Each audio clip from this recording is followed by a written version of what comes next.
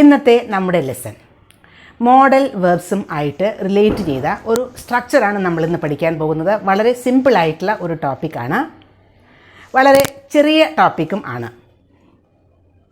Have to have, has to have and had to have.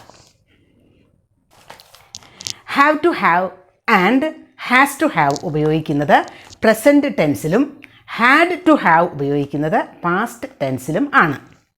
ഇനി എവിടെയൊക്കെയാണ് ഇത് ഉപയോഗിക്കുന്നത് എന്ന് നോക്കാം. ഹാവ് ടു ഹാവ് എന്ന് പറഞ്ഞാലും ഹാസ് ടു ഹാവ് എന്ന് പറഞ്ഞാലും അതിൻ്റെ മീനിങ് ഒന്ന് തന്നെയാണ്.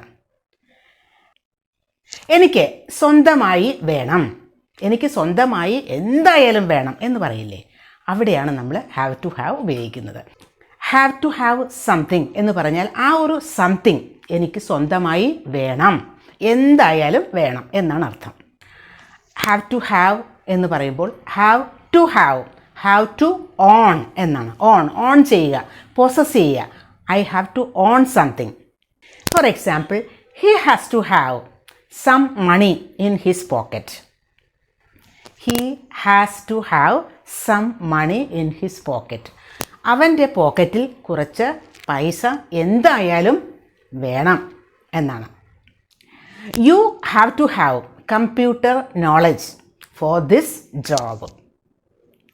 നിങ്ങൾക്ക് ഈ ഒരു ജോലിക്ക് വേണ്ടി കമ്പ്യൂട്ടർ നോളജ് എന്തായാലും വേണം. You have to possess, you have to on, U have to have computer knowledge. നിങ്ങൾക്ക് സ്വന്തമായി കമ്പ്യൂട്ടർ നോളജ് എന്തായാലും നിങ്ങൾക്ക് ഈ ജോലിക്ക് വേണ്ടി വേണം എന്നാണ്. You must have computer knowledge എന്നാണ്. മസ്റ്റ് ഹാവ് എന്നാലും ഹാവ് ടു ഹാവ് എന്ന് പറയുന്നതും ഒരേ മീനിങ് തന്നെയാണ്. മസ്റ്റ് ഹാവ് ഉപയോഗിക്കുന്നത് കുറച്ചുകൂടി ഫോർമൽ വേ ആണ് എന്ന് മാത്രം. മസ്റ്റ് ഹാവ് എന്ന് പറഞ്ഞാൽ എന്തായാലും അത് വേണം. ആദ്യത്തെ സെൻറ്റൻസ് ശ്രദ്ധിക്കൂ, ഹി ഹാസ് ടു ഹാവ് എന്നാണ് ഉപയോഗിച്ചത്. അതേസമയം സെക്കൻഡ് സെൻറ്റൻസിൽ യു ഹാവ് ടു ഹാവ് എന്നാണ് ഉപയോഗിച്ചത്. അത് തന്നെയാണ് അതിൻ്റെ വ്യത്യാസം. ഹി എന്നത് ഒരു തേർഡ് പേഴ്സൺ സിംഗുലർ സബ്ജക്റ്റാണ്.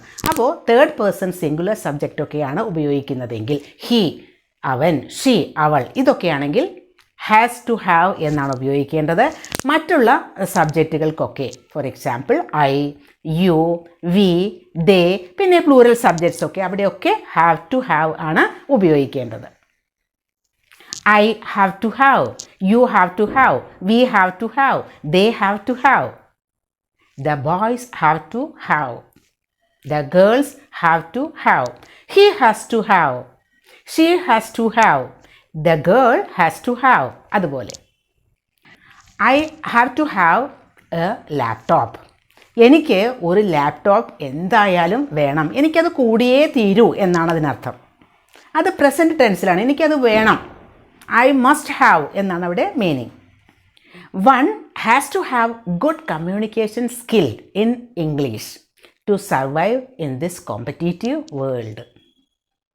ഇല്ലേ, അങ്ങനെയല്ലേ? ഒരുപാട് കോമ്പറ്റീഷനുള്ള ഈ വേൾഡിൽ സർവൈവ് ചെയ്യണമെങ്കിൽ, അതായത് നിലനിൽക്കണമെങ്കിൽ നമുക്ക് ഇംഗ്ലീഷ് കമ്മ്യൂണിക്കേഷൻ സ്കിൽ ആവശ്യമാണ്, അത് കൂടിയേ തീരൂ എന്നാണ്. One has to have. One എന്ന് പറയുന്നത് എല്ലാവർക്കും എന്ന മീനിങ് ആണ്, ഒരു ജനറലായിട്ട് പറയുന്നതാണ് വൺ. അതായത് എനിക്കായാലും നിങ്ങൾക്കായാലും മറ്റുള്ളവർക്കായാലും എല്ലാവർക്കും കമ്മ്യൂണിക്കേഷൻ സ്കിൽ ഇൻ ഇംഗ്ലീഷ് ആവശ്യമാണ്. One has to have. അപ്പോൾ ഹാവ് ടു ഹാവിൻ്റെ ഉപയോഗം മനസ്സിലായല്ലോ, വളരെ സിമ്പിളാണ്, മസ്റ്റ് ഹാവ് ഉപയോഗിക്കുന്നത് പോലെ തന്നെ. ഇനി had to have. Had to ഹാവും അതുപോലെ തന്നെയാണ്, പക്ഷേ അത് പാസ്റ്റ് ടെൻസിലാണ് ഉപയോഗിക്കുന്നത് എന്ന് മാത്രം. പാസ്റ്റ് ടെൻസിൽ ഫോർ എക്സാമ്പിൾ, എനിക്കത് എന്തായാലും എനിക്കത് വേണമായിരുന്നു, അത് പാസ്റ്റിലെ കാര്യമാണ് നമ്മൾ പറയുന്നത്. നമ്മൾ ഷോപ്പിംഗ് നടത്തുന്നതിന് വേണ്ടി ഒരു സ്ഥലത്ത് പോയി, അപ്പോൾ പല സാധനങ്ങളും വാങ്ങാൻ തോന്നി, പക്ഷേ എന്താ സംഭവിച്ചത്, പേഴ്സിൽ പൈസ ഉണ്ടായിരുന്നില്ല. അപ്പോൾ വീട്ടിൽ വന്നപ്പോൾ പറയുകയാണ്, I had to have some money in my purse. I had to have, എനിക്ക് ഉണ്ടാകേണ്ടിയിരുന്നു, പേഴ്സിൽ എന്തായാലും ഉണ്ടാകേണ്ടിയിരുന്നു, എങ്കിലേ ആ സാധനങ്ങളൊക്കെ വാങ്ങാൻ പറ്റുള്ളൂ എന്ന്. I had to have some money in my purse. She had to have 2 years experience in this field. അവൾക്ക് 2 years എക്സ്പീരിയൻസ് വേണമായിരുന്നു ഈ ഒരു ഫീൽഡിൽ.